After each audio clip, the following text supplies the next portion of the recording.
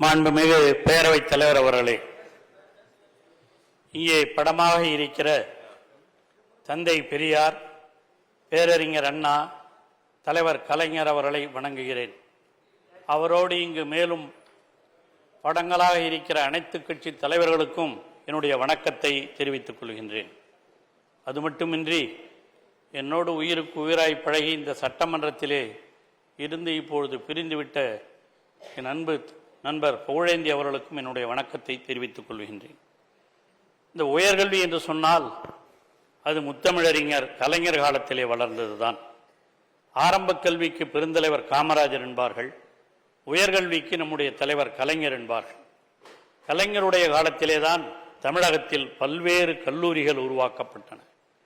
மாவட்டத்திற்கு ஒரு மருத்துவக் கல்லூரி என்று அறிவித்தவர் தலைவர் கலைஞர் தான். அவர் காலத்தில் தான் தமிழகத்திலே உயர்கல்வி வளர்ந்தது என்றால் அது மிகையாகாது.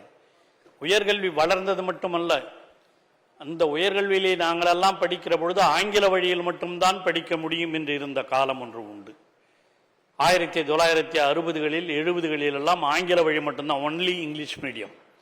அதை தமிழ் வழியிலேயும் படிக்கலாம் என்று முதலாக அனைத்து பாடங்களிலும் முதலாக பேரறிஞர் அண்ணா அவர்கள் கலைப்பாடங்களிலே கொண்டு வந்தார். அனைத்து பாடங்களிலும் தமிழ் வழியிலே படிக்கலாம் என்று கொண்டு வந்தவர் தலைவர் கலைஞர். அந்த தமிழ் வளர்த்த, உயர்கல்வி வளர்த்த என் தலைவர் கலைஞர் அவருடைய நினைவாக இந்த உயர்கல்வித்துறையினுடைய அறிக்கையை நான் உங்கள் முன்னால் சமர்ப்பிக்க விரும்புகிறேன். அது மட்டுமல்ல, உயர்கல்வி என்று சொன்னால் தமிழ்நாடு தான் உயர்ந்து நிற்கிறது. அதற்கு காரணமாக பெரியார், அண்ணா, கலைஞர் வழியிலே இன்று திராவிட மாடல் ஆட்சி நடத்தி கொண்டிருக்கிற நம்முடைய தமிழக முதல்வர் தளபதி அவர்கள், அவர் ஆற்றி இருக்கிற பணி இந்த 3 ஆண்டுகளிலே கொஞ்சம் நெஞ்சமல்ல. அவர் தான் சொல்லுவார் அடிக்கடி, என்னுடைய 2 கண்கள், ஒன்று கல்வி, மற்றொன்று சுகாதாரத்துறை என்று சொல்வார். அந்த கல்வியும் சுகாதாரமும் வளர வேண்டும் என்று எல்லா நிகழ்வுகளிலேயும் பேசுகிறவர் நம்முடைய தமிழக முதல்வர். அந்த அடிப்படையில் தான் ஆரம்ப கல்வியாக இருந்தாலும் உயர்கல்வியாக இருந்தாலும் இந்த நாட்டிலே தமிழகத்திலே கல்வி வளர்ச்சி பெற வேண்டும். கல்வி வளர்ச்சி பெறுவது மட்டுமல்ல, அது அனைத்து சமுதாயத்தினருக்கும் சென்றடைய வேண்டும்.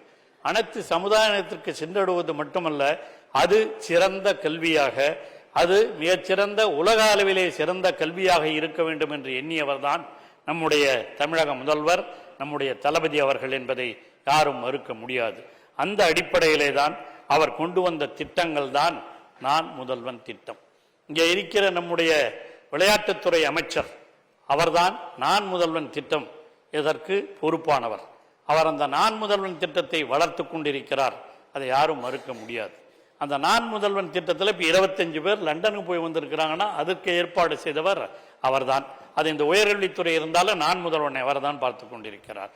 இதற்கெல்லாம் எங்களுக்கு இந்த சட்டமன்றத்தில் பேசுவதற்கு எங்களுக்கு உறுதுணையாக இருக்கிற நம்முடைய சபாநாயகர் அவர்களுக்கு என்னுடைய உணமார்ந்த வணக்கத்தை நான் தெரிவித்துக் கொள்கின்றேன். இங்கே இருந்து சென்றிருந்தாலும் நம்ம அவை முன்னவர் அவர்களுக்கும் என்னுடைய வணக்கத்தை தெரிவித்துக் கொள்ளிருக்கின்றேன். அமைச்சர் பெருமக்களுக்கும் இங்கே இருக்கிற சட்டமன்ற உறுப்பினர்களுக்கும் என்னுடைய உளமார்ந்த, அதான் அமைச்சர் பெருமக்கள் தான், இனி பெரிய மக்கள், அதனால் அனைவருக்கும் என்னுடைய உளமார்ந்த வணக்கத்தை நான் தெரிவித்துக் கொள்கின்றேன்.